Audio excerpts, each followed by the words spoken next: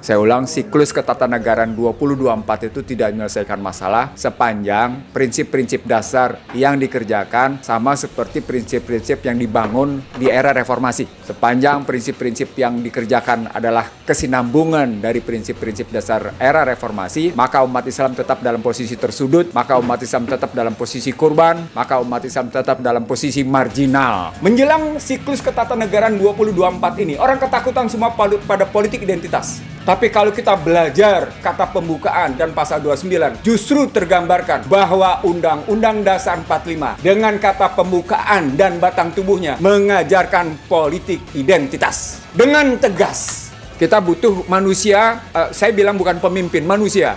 Begitu banyak yang namanya tokoh tampil di permukaan, tapi bisa mudah dibeli dengan uang. Bisa mudah dibeli dengan jabatan yang sesungguhnya jabatan itu demikian terbatas pada waktu dan akhirnya malah, maaf kalau harus saya bilang, menghinakan dirinya.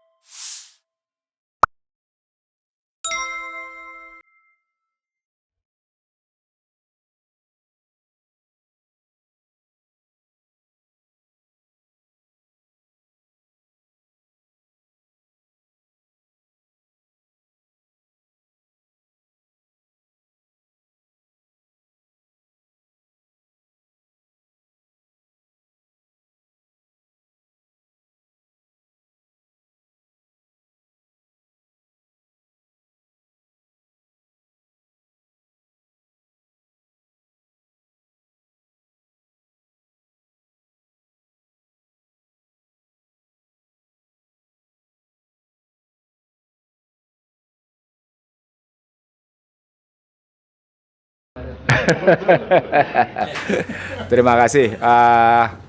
Assalamualaikum warahmatullahi wabarakatuh. Waalaikumsalam warahmatullahi wabarakatuh. Kalau saya boleh bilang, siklus ketatanegaraan 2024 itu nggak nyelesain masalah. Saya ulang, siklus ketatanegaraan 2024 itu tidak menyelesaikan masalah sepanjang prinsip-prinsip dasar yang dikerjakan sama seperti prinsip-prinsip yang dibangun di era reformasi. Sepanjang prinsip-prinsip yang dikerjakan adalah kesinambungan dari prinsip-prinsip dasar era reformasi, maka umat Islam tetap dalam posisi tersudut, maka umat Islam tetap dalam posisi korban, maka umat Islam tetap dalam posisi marginal. Nah, Kongres Umat Islam seperti di Sumatera Utara yang kedua ini diharapkan bisa mengubah suasana marginal itu. Bisa mengubah suasana ketersudutan itu. Kalau pakai istilah DIN bahkan bisa mengubah posisi ketertuduhan. DIN menggunakan istilah ketertuduhan. Bahwa umat Islam adalah tertuduh dari perilaku-perilaku radikal, teroris, jihadis, dan macam-macam. Dan terpojok. Kalau sudah tertuduh pasti terpojok. Dia sudah seperti itu. Nah karena itu pertemuan di Sumatera Utara ini, di Medan ini, harusnya bisa menularkan kesadaran bagi umat Islam seluruh Indonesia. Bahkan menularkan kepada seluruh umat Islam sedunia. Bagaimana mestinya kita bangkit, bagaimana mestinya kita menghadapi dari percaturan yang nampak dari situasi yang tidak jelas. Joe Biden tetap mempertahankan New World Order-nya, sementara yang namanya Putin kerjasama asik dengan Xi Jinping dalam rangka mempertahankan posisi cara berpikirnya, maka terjadilah pertarungan yang sesungguhnya tidak jelas menempatkan posisi Indonesia di mana. Dan kalau posisi Indonesia tidak jelas, berarti posisi umat Islam Indonesia juga tidak jelas. Dan itu berarti problematik kepemimpinan. Maka yang pertama, selain persoalan mengatasi ketersudutan atau keterpojokan atau ketertuduhan tadi, sekali lagi juga mestinya Kongres Umat Islam Indonesia mencari atau menentukan siapa pemimpin yang bisa menyatukan umat Islam Indonesia. Harus kita paling tidak seperti yang saya sampaikan kriterianya. Kalau kita tidak bisa bicara, kriterianya itu harus lebih hebat dari Egy Sujana. Kalau pakai kriteria hebat seperti saya bilang, kita tidak butuh manusia yang bisa dibeli. Kita butuh manusia, saya bilang bukan pemimpin, manusia. Begitu banyak yang namanya tokoh tampil di permukaan, tapi bisa mudah dibeli dengan uang. Bisa mudah dibeli dengan jabatan yang sesungguhnya jabatan itu demikian terbatas pada waktu dan akhirnya malah, maaf kalau harus saya bilang, menghinakan dirinya. Terkesan demikian megah, terkesan demikian agung, terkesan demikian terhormat, tapi di balik sikap keterhormatan, keagungan, dan kemuliaan itu sesungguhnya keterhinaan. Tanpa dia sadari, tanpa dia pahami. Misalnya ketakutan anaknya di penjara.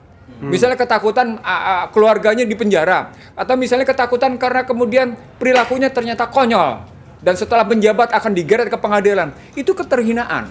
Itu keterhinaan, dan itu karenanya siklus ketatanegaraan tidak akan menyelesaikan masalah sepanjang kita bergerak tetap dalam satu sistem ini. Itu makanya Kongres Umat Islam Indonesia yang kedua ini paling tidak selain bisa menularkan ke beberapa provinsi lain atau bahkan ke level dunia, kita bisa menularkan bagaimana solusi ke depan. Dan solusi ke depan itu adalah tetap kembali ke dalam Al-Quran dan hadis. Tidak ada jalan lain kalau kita mau bukan kemudian saya dalam cara pandang, karena Barat sendiri sesungguhnya dalam posisi deadlock, mencari jalan keluar atas kebuntuan mereka mencari hakikat nilai-nilai kemanusiaan. Kalau kita belajar dari perkembangan pemikiran yang terjadi di London atau kemudian terjadi di Washington dan New York dari beberapa negara bagian bergengsi, mereka deadlock dalam mencari nilai-nilai kemanusiaan. Dan perdebatan itu makin tajam ketika mereka tetap mencari di luar Al-Quran dan hadis. Sebaliknya ketika kita lihat pertumbuhan jumlah masjid yang mencapai 440 lebih di Uni Eropa, pertumbuhan masjid begitu banyak di Toronto dan di Kanada, atau pertumbuhan masjid yang terjadi di New York dan di Washington, serta di New Zealand serta di Australia, maka menunjukkan bahwa sesungguhnya Islam adalah jalan keluar. Persoalan pokoknya adalah apakah kemudian umat Islam yang dari timur ini menyediakan solusinya atau tidak. Sepanjang umat Islam di timur ini, khususnya di Indonesia, hanya berlaku seperti sekarang, ya maaf kalau harus saya bilang, begitu banyak kiai, begitu banyak kiai yang sesungguhnya menjadi pengkhianat.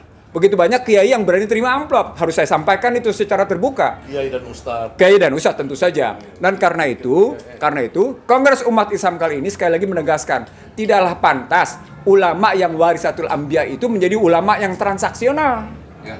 Tidak pantas dia tangannya di bawah. Dia harus menunjukkan bahwa dia punya harkat martabat atas keilmuannya. Dia harus menunjukkan harkat martabat keimanannya. Dan harkat martabat atas ilmu dan iman itulah yang mengangkat derajat. Dan itu harus ditularkan kepada umat Islam agar umat Islam Indonesia tidak termarginalkan.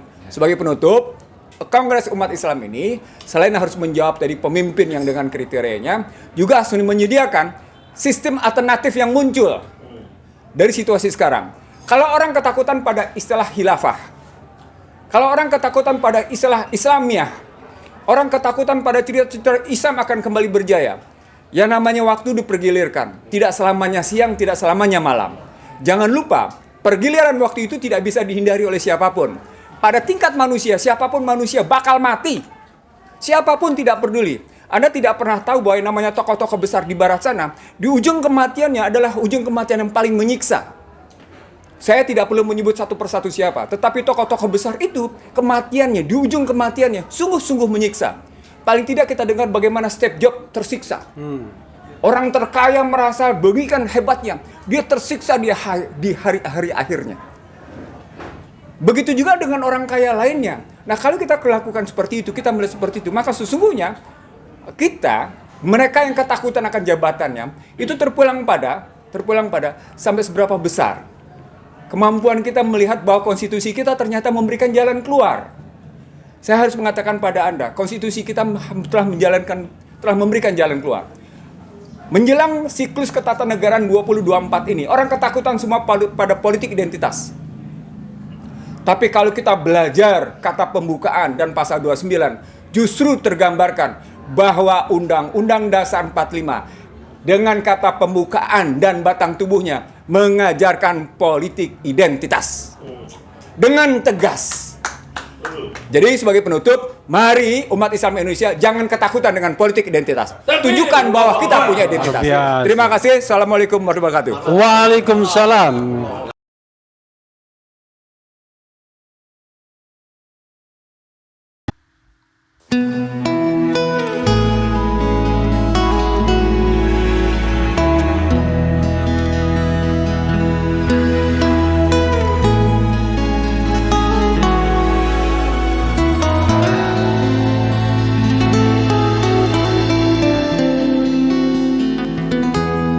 Ketika matahari hanya di atas kepala, panas melelehkan. Ketika keadilan akan ditegakkan di hari akhir zaman. Padang yang luas, tak ada naungan, tapi Engkau pemimpin adil.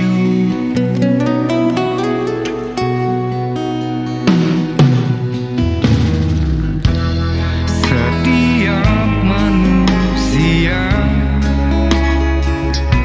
adalah khalifah di muka bumi ini. Engkau khalifah, dari khalifah kau dinaungi, kau dirahmati. Tapi Engkau khalifah, dari khalifah kau dinaungi, kau diselamatkan. Oh, dari hari pembalasan Engkau bisa bawa mata air kebaikan bagi manusia. Oh,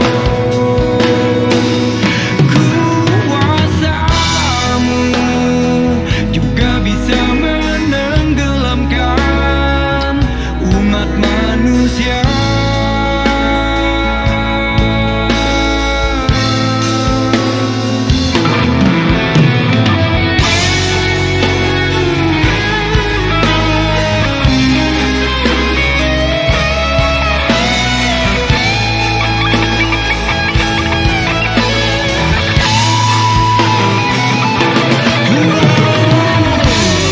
Tak ada bahtera-Mu, tak ada penyelamat, maka adillah Kau pemimpin.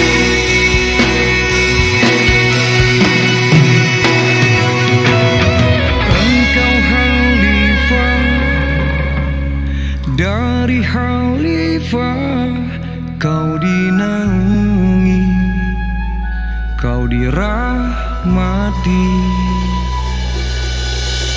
Tapi Engkau khalifah, dari khalifah kau dinaungi, kau diselamatkan.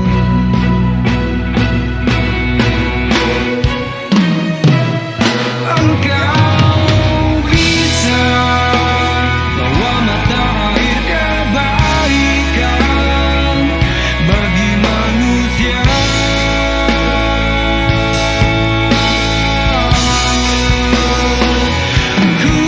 Kuasa-Mu juga bisa menenggelamkan umat manusia.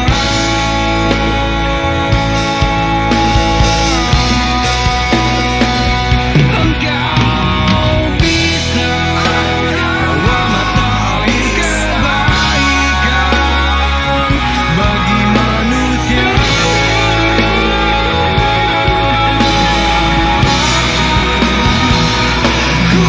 Kuasa-Mu juga bisa menenggelamkan umat manusia.